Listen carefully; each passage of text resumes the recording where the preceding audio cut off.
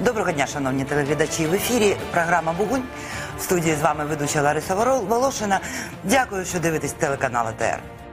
Сьогодні перший блок нашої передачі ми присвятимо темі, яка цікавить, по-перше, кримськотатарський народ, а по-друге, тих українців, які знаходяться на материковій Україні, а так само знаходяться в Криму, і які зацікавлені в тому, щоб Крим нарешті став українським. Ми будемо говорити про кримсько-татарську автономію, про ту дискусію, яка зараз шириться українським суспільством, про те, чи бути автономії.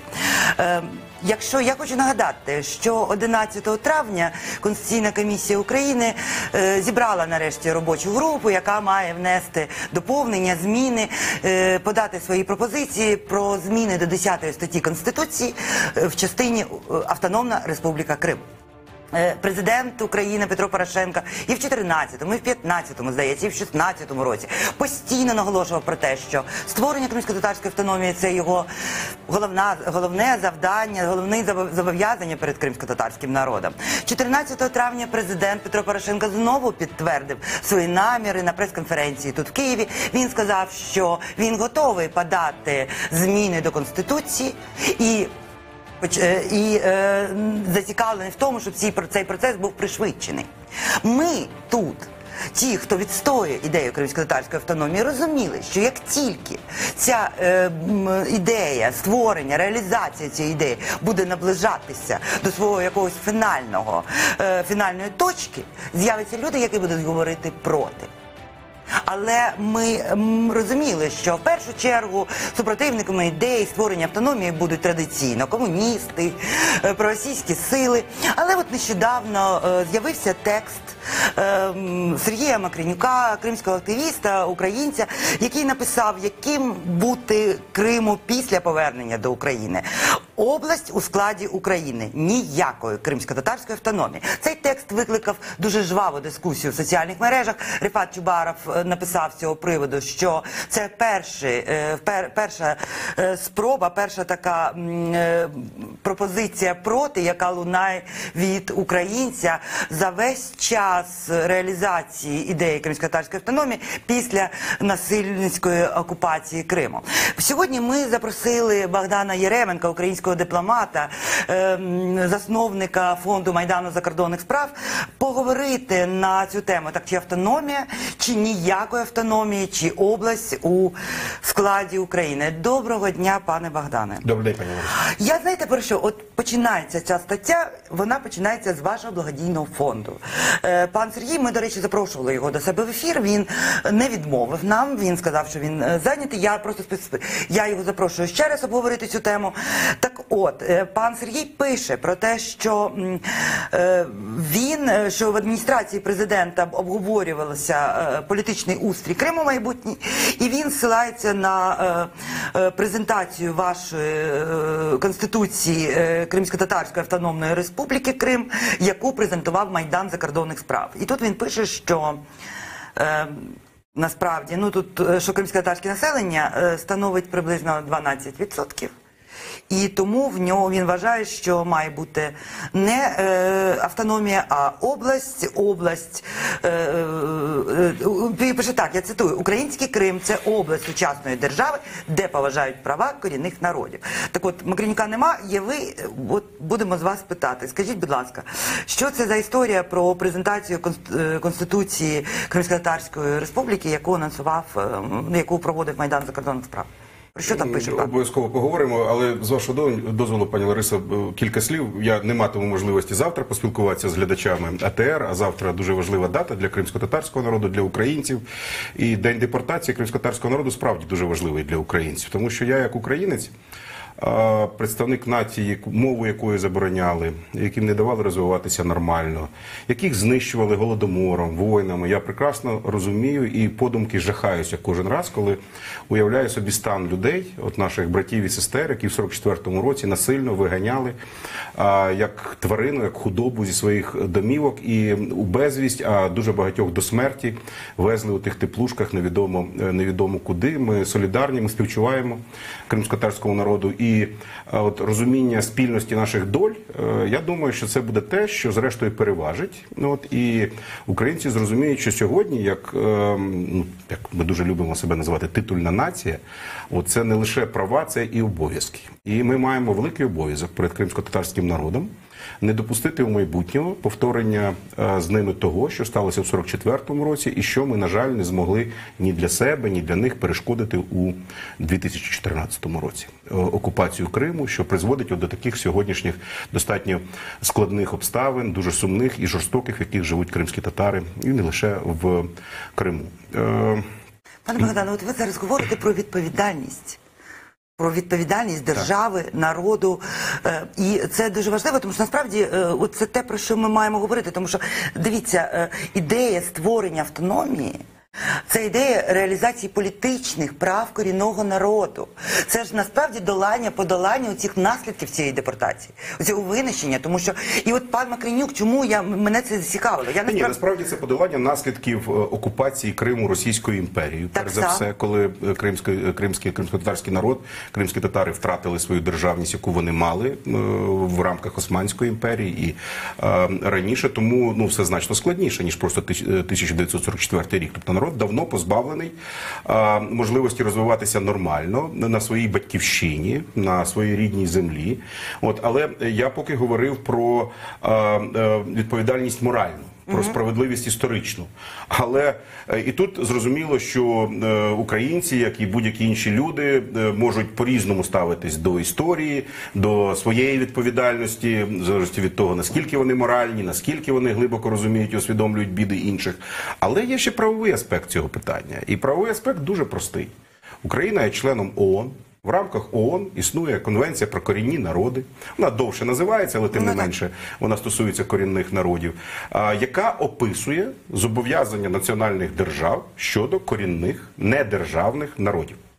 І ось наші пропозиції Майдану закордонних справ щодо того, яким повинен бути Крим загалом, і яким чином гарантувати права усім етносам, які населяють Крим, але в першу чергу реалізувати права корінних народів, яких є 3, не лише кримські татари, а ще й все правильно.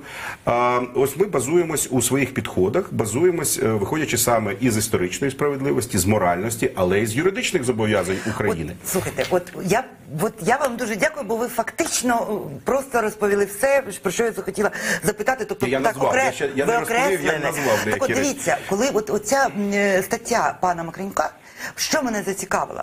Вона не ґрунтує, його пропозиція про область, в якій будуть права корінних кримськотатарського народу, вона не ґрунтується на правовому підґрунті. Я не розумію, як взагалі, чи можливо взагалі в області, оця його пропозиція, в області, де немає представництва політичного, воно не передбачено, тому що я так розумію, що саме проти політичного представництва була ця стаття.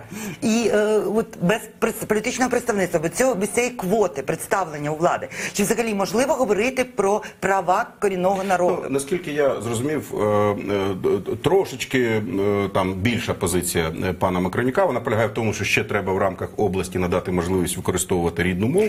Це культурна автономія, пане Богдане, для кримських татар. І на цьому, мовляв, можна обмежити. Це культурна автономія. Я можу пояснити своє ставлення до цього підходу. Він не новий. Ми дискутували впродовж 3 років, в тому числі з паном Макренюком, на цю тему, не знайшли спільної мови. Хоча, повинен сказати, що дискусії частково відбувалися у форматі зібрання представників українських організацій Криму, які змушені були покинути Крим.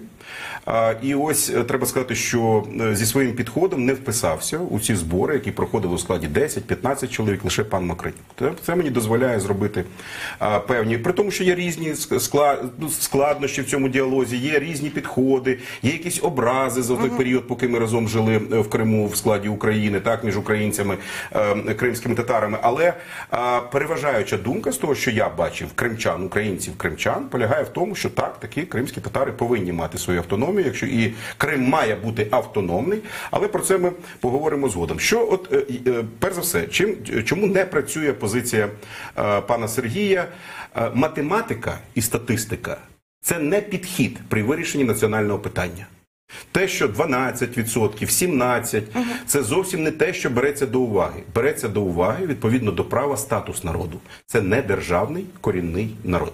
От з чого ми виходимо. Чисельність цього народу не має ніякого значення. Тому ми говоримо не лише про кримських татар, які все ж таки більше, але і про дві інші етнічні групи, чи два інших кримчаків і караїмів, які проживають у Криму, права яких теж треба забезпечити в рамках кримсько-татарської національної автономії разом із кримськими татарами. Я бачу такий підхід, бачите, ну, з одного боку, я розумію, скажімо, почуття деяких українців, які перелякані війною, російською агресією, цим таким, знаєте, нестримним впливом Росії на нашу психологію, на наш менталітет. От я так сприймаю, що у декого є от це побоювання. Давайте будемо намагатися робити Україну українською, без якихось там домішок. От це тоді нам, значить, мов би, допоможе зберегти. Є такий страх. От він абсолютно, ну, мені здається, це такий підхід дуже дивний, тому що ми ніколи не зітремо наші відмінності ні релігійні, ні етнічні, значить, і завжди залишатимуться етнічні групи, завжди залишатимуться корінні народи, і ми повинні виходити не зі статистики, а з необхідності забезпечення прав. Тобто встановлення певних режимів, от, правових, політичних, які дозволять цим народам не тільки розвивати свою мову. Конвенція, про яку ми згадали, передбачає значно ширші вимоги і зобов'язання національних держав перед такими народами. А мова – це малесенький компонент збереження культурної самобутності, етнічної самобутності. А конвенція, чому ми говоримо про автономію? Хоча конвенція ООН напряму не говорить про необхідність надання якихось автономій. Но тим не менше, я, наприклад, не бачу, яким чином в рамках області, де однакове законодавство з інших... Я тут хочу просто доповнити, що конвенція ООН, ця конвенція МОД, про яку ми спираємося, дає визначення. Вона говорить, що корінні народи – це народи, які створилися на території сьогоднішньої незалежної держави або її частини, які зберегли по сьогоднішній момент повністю або частково свої політичні, політичні, фінансові, соціальні і культурні інститути. Так от, якщо ми говоримо про політичні інститути, про їх збереження як фактично ознаку корінного народу, то відсутність представництва політичного в країні, ну, на території своїй, вона фактично позбавляє корінний народ його однієї з основних ознак. Тому це право. І це дивіться, тут, значить, це ще одне питання, про яке ви говорили. Інститут. Значить, статус меджлісу, або, скажімо, ну, можемо, скажімо, щоб не ображати пана Макронюка, не говорить про кримських татар, а просто говорить про корінний народ. Ось, представницькі органи – це одна справа. Вони повинні, відповідно до наших міжнародних зобов'язань, бути визнані. Ми повинні з ними працювати і з корінним народом спілкуватися через його представницький орган. Це одне питання. Але інше питання, що в рамках цієї ж конвенції ми повинні забезпечити корінному народу доступ до управління на всіх щаблях. Так. Це значить, що ми повинні подбати про представництво і в загальнонаціональному парламенті, яким чином ми це вирішимо, і, звичайно, на всіх рівнях влади, там, де народ проживає компактно. Оця теза, що давайте ми в рамках України вирішимо це питання, я в ній не бачу жодного сенсу, тому що навіщо забезпечувати якісь права кримським татарам на Закарпатті, де їх немає, або в Києві, де їх 0,0. В той же час у них є батьківщина, рідна земля. Вони живуть там компактно. Ну, з невеликим, скажімо, винятком, так, там десь там розселені. Ось де треба реалізувати ці права. Фактично, ви говорите зараз, знаєте, про що? Оце побоювання, що начебто надати автономію, це якось відібрати щось у українців, якісь там певні права. Ви говорите навпаки, якщо в нас є корінний народ, і ми це визнаємо, ми визнаємо представницькі органи, то ми маємо забезпечити наявність у владі представників корінного народу. І нащо нам робити це по всій Україні? Давайте обмежимо Кримом. Кримські татари на всю Україну не претендують. Не претендують, ну, абсолютно. це прекрасно, слухайте, це інший підхід. І, скажімо, якщо в рамках автономії, я би, наприклад, виступав за обов'язкове володіння або, принаймні, вивчення кримсько-татарської мови усіма чиновниками місцевими, так? Або, скажімо, там рівня регіону, там Кримський парламент, Кримський уряд.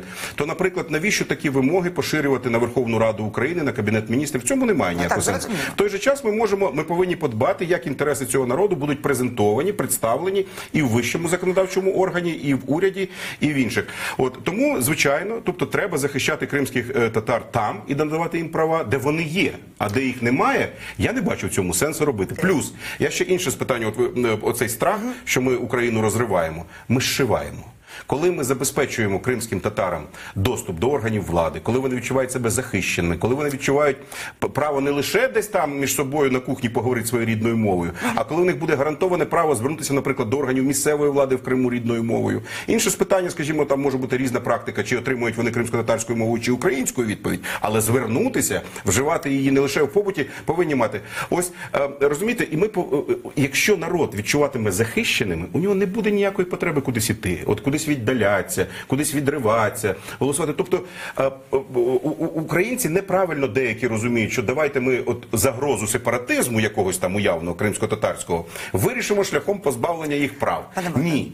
Надати права, надати максимум можливостей прибрати сепаратизм. Пане Богдане, дивіться, і от Наріман Джелял, він теж відреагував. Насправді була дуже сильна дискусія з цього приводу. Він реагував на цю статтю пана Макренюка, і він написав, що патріотам України необхідно усвідомити, що рішення кримсько-татарського питання в площині міжнародного права, це те, про що ви говорите, а не сьогоденного політичного, якоїсь політичної цілесообразної, цілеспрямованої доцільності, щось таке. Це є індикатором, чи стане Україна демократичною державою. Я про що? А я бачу з точки зору сьогоднішньої цьогоденної доцільності, чому це треба зробити, і завтрашньої політичної доцільності. Пане Богдане, дивіться, я про що? Чому мені це важливо просто от зараз отримати вашу думку? Ми говоримо, от пан Макренюк, він апелює до кількості. Мабуть, пана Сергія треба менше популяризувати, але тобто ця думка є, це не лише його думка. Ця думка є. 12%, там 15%, неважливо. Вони говорять про меншість. Я хочу просто, от є правило, що таке є демократична держава. Демократична держава – це держава, де влада належить більшості і де права меншості є гарантованими і недоторканними. Тобто права завжди у меншості. А давайте так, щоб до кінця не залякати українців, які чогось бояться, чого їм треба боятися Росії, вони чомусь бояться кримських татар. А давайте ми все-таки проведемо тут зараз межу, будемо відрізняти меншість, етнічна група, етнічна меншина і корінний народ. В правовому плані це різні речі. Тому що українці дуже часто бояться, і це дуже спекулятивний, неправдивий аргумент. Якщо ми надамо кримським татарам автономію, її треба буде надати угорцям, румунам, молдаванам, гагаузам, болгарам, грекам, євреям, росіянам і всім іншим. Так ось, неправда. Відповідно до міжнародного права, такі права на певне представництво, на певний спеціальний спосіб ставлення до себе заслуговують і мають лише корінні народи. Етнічні групи, етнічні меншини, які реалізували своє право на самовизначення в рамках національних держав десь в іншому місці, не можуть, тобто їм не повинні надаватися всі ті самі права. Тоді ми маємо нагадати українцям, що 78-го року, крім права народів на самовизначення, 78-го року діє конвенція про те, що про недоторканність, про неможливість змінення національних кордонів. Тому будь-яке самовизначення відбувається в рамках незалежних держав. Тобто не можна відокремити, кордони не міняються. Може це прозвучить для декого, а я не боюсь права кримських татар відокремитися у свою національну державу і вийти, якщо це буде зроблено конституційним шляхом і так далі. Вони мають на це право. І не лише в рамках України. Інша справа, що це в наших силах зробити так, щоб у них бажання цього не було, щоб вони розуміли, що більше, тому що незалежне існування пов'язано з певними ризиками або з певними загрозами, що в рамках України більшої сім'ї вони насправді отримують більше, ніж якщо вони там, це нас люблять цим кидати, там приєднаються до Туреччини, що це взагалі маячня, або там стануть незалежними. Тому не треба боятися права народу. Ми, українці, теж це право маємо. Якщо ми боїмось права кримських татар цього, хтось, значить, буде боятися перешкоджати цьому нашому праву. Вже перешкоджає. І вже перешкоджає. Я хотіла б просто, знаєте, про що поговорити, на що перевести. Ви вже сказали про оцю співпрацю українського і кримсько-татарського народу. І не потрібно боятися права. Є така думка. І вона поширена, і ви її знаєте, що українці, політичні українці в Криму, вони теж були в меншості. Вони були не суб'єктною меншістю, тому що вони не мали свого представництва політичного. Більше того, ті відсотки, ті депутати Кримського парламенту, які були від Народного Руху, це спільно з кримськими татарами був результат голосування. Це по-перше. По-друге, під час Майдану ми знаємо, що коли українські патріоти і кримські татари діяли разом, це дійсно було, я вперше в своєму житті в Криму відчула, що я там не сама така. Тобто, розумієте, я бачила таких людей, як я. Так от, ми говоримо про що? Коли ми говоримо про кримсько-татарську автономію і саме політичне представництво, ці квоти, ми маємо говорити з точки зору математики. Тому що це питання, з ким я, політична українка, буду консолідуватися для того, щоб реалізовувати в тому числі і свої права. Тому що ми розуміємо, що та більшість звичайним демократичним шляхом просто обиралися у владу, обирали собі владу, і ми були на маргінесі. Ось ми нарешті підходимо до... Ми підходимо до головного, до співпраці. Тому, на мій погляд, коли людина говорить про те, що не потрібна автономія, українець це говорить, він фактично передбачає, що після деокупації він буде консолідуватися у рішенні своїх політичних питань з росіянами, проросійською частиною, тому що кримським татарам він не дає можливості реалізувати цю свою квоту. Для мене квота була би порятунком, для мене, українки, бо я б розуміла, що якщо ми оберемо хоча б частково своїх депутатів разом з кримськими татарами, ми впораємося. Я хочу спитати, от чому ми постійно, коли ми говоримо, от ми постійно говоримо про те, що ми маємо вести цей діалог. До речі, я хочу просто зараз перервати цю тему трошки, тому що у нас на зв'язку Рефат Чубаров, голова Меджлісу кримськотатарського народу, і я хотіла би зараз спитати Рефата Ага про його заяву про відвідини Криму.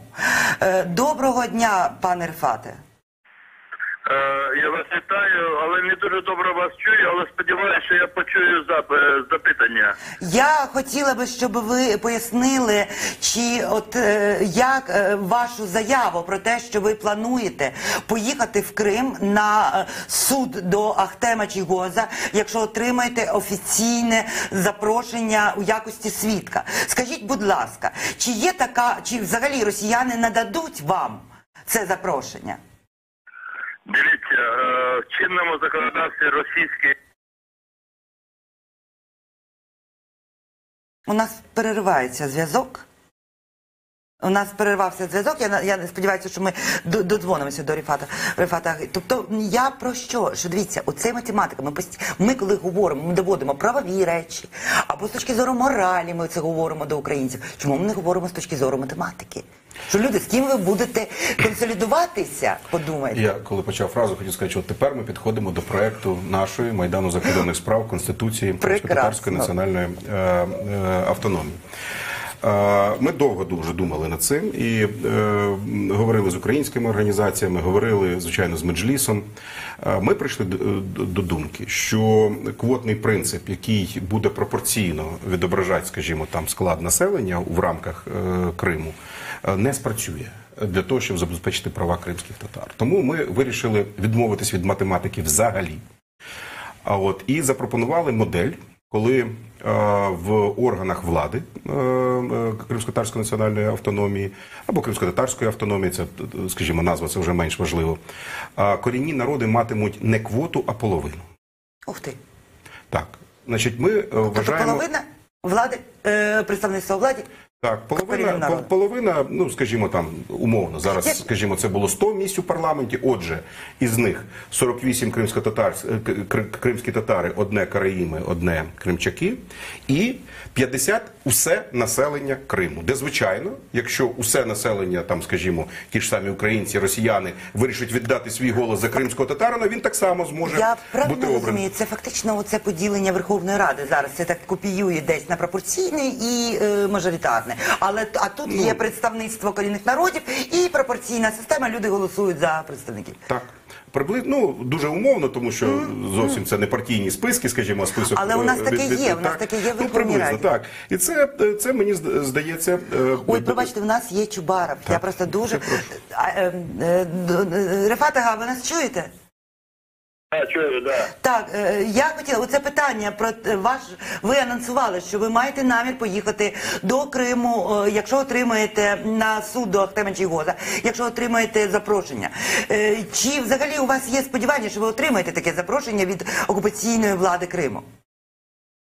Дивіться, я хочу бути присутнім на незаконному суді, де судять моїх товаришів, де судять членів Меджлісу, заступник члена Меджлісу і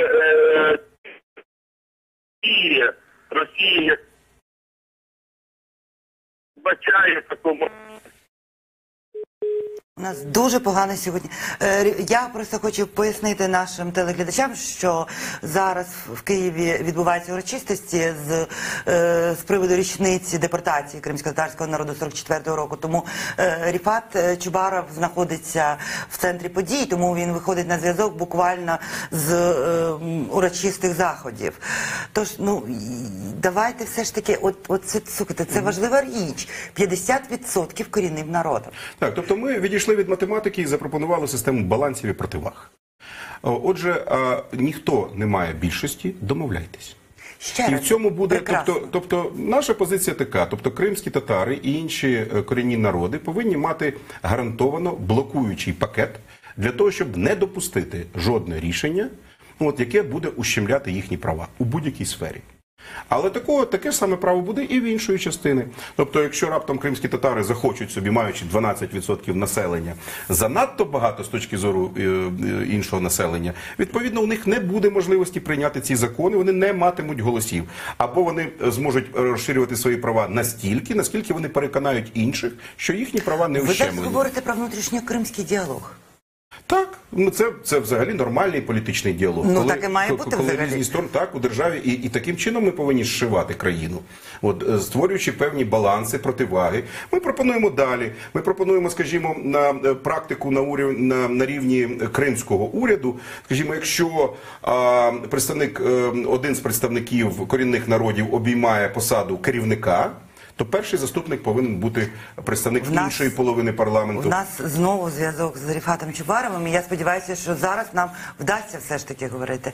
Пане Ріфате, будь ласка, дайте відповідь на запитання, якщо ви пам'ятаєте, щоб ми просто хоча б дали це в ефір. Давайте тоді дуже коротко.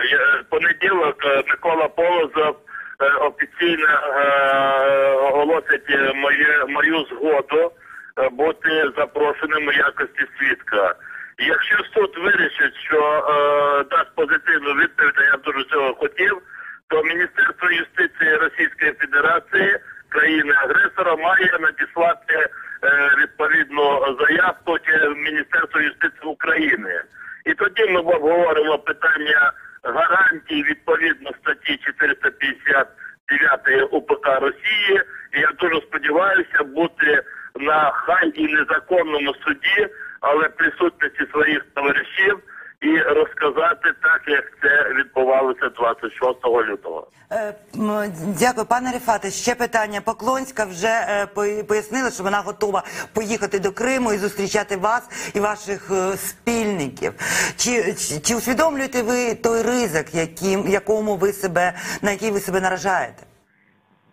Ви знаєте, настільки дуже чітка норма в законодавстві Російської Федерації, що вони з одного боку не можуть мені, скажімо, відмовити, хоча все-таки відмовити їм легше, ніж забезпечити її реалізацію. Але я дуже сподіваюся, що вони все-таки викликають мене, і їм дешевше, вибачте, я це використаю слово, дешевше все-таки мене допустити, і щоб я там виступив, не влаштувати якісь провокації або ще більш неприємності щодо мене. Дякую, пане Ріфате. Дякую. З нами був Ріфат Чубаров, голова Меджлісу кримськотатарського народу, який анонсував, що він має намір поїхати в Крим на суд до свого заступника і друга Ахтема Чийгоза. Я, до речі, я хотіла спитати, вам, що ви думаєте з цієї поїздки? Мене завжди смішить оця от бравада таких жевжиків політичних, як Поклонська, там Аксьонов і так далі. Я приїду, зустріть в Криму. А що в Криму? Приїдь в Київ, зустрінь. Ми тобі білет купимо через Мінськ. Я особисто готовий Поклонський заплатити бізнес-клас, білет з Москви на Київ. Приїдь, зустрінься з усіма з нами. Абсолютно. Чого ж тільки в Сімферополь? Це така дурна бравада. Я думаю, що заява Рифата має, звичайно, це політичний такий підтекст. Зрозуміло, що ніхто його туди не запросить. І якщо він туди потрапить, це буде тюрма. Який би не був його статус, і що б не говорило російське законодавство, звідти його вже не випустять. Але, все правильно, треба показувати росіянам всю нікчемність їхнього правового підходу, в тому що нічого правового в тому, що вони переслідують кримських татар, як вони проводять всі ці судові акції, немає. І оце, я думаю, що цей політичний жест Рифат Ага, він підкреслює ще раз і ще раз. Буквально хвилина залишається. Я дякую вам за коментар, бо це важливо. Дивіться, от те, про що ми говоримо, автономія, не автономія, це постійна історія. Кримські татари постійно своєю мужністю, своєю боротьбою, своєю позицією доводять, як воно має бути. От тому в мене питання, чи взагалі ми маємо обговорювати питання кримсько-татарської автономії, виносити правове питання на обговорення. Розумієте, це питання права. Чи маємо ми плебісцитом вирішувати питання чиїхось прав? Ні, ну права гарантовані, і є зобов'язання України, але це зовсім не значить, що це не треба обговорювати. Тому що, ну, бачите, є різні підходи, навіть той самий наш підхід, ну, на жаль, змушений констатувати, Меджліс, наприклад, не дозрів ще до такого рівня свободи, який пропонуємо ми, 50% в Криму. У них значно поміркованіші запити. Тому дискусія потрібна, це нормально. Дякую. Подякуємо нашому гостеві Богдану Єременку, українському дипломату, експерту і засновнику благодійного фонду «Майдан закордонних справ». А ви не перемикайтеся, буквально через кілька хвилин ми будемо говорити з Кримською прокуратурою про справу про депортацію 1944 року. Не перемикайтеся.